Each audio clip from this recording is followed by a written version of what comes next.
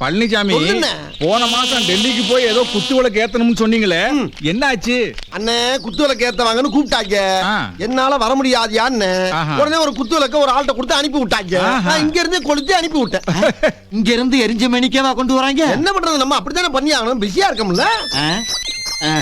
மறுபடியும் அவங்க தான் போன் பண்றாங்க பாரு. அவங்களா? Hello, Palanisamy speaking. நூடல்ஸா?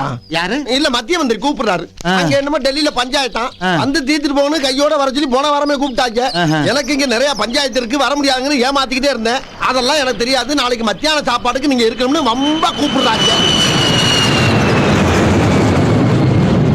வந்துட்டாங்கல்ல? யாரு? பிளைட்ல ஆள் விட்டு தர்றாங்க. பிளைட்ல ஆள் விட்டு தர்றாங்களா?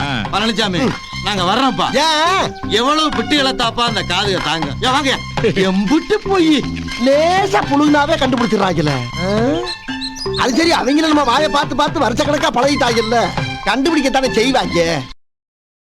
Download ShareChat.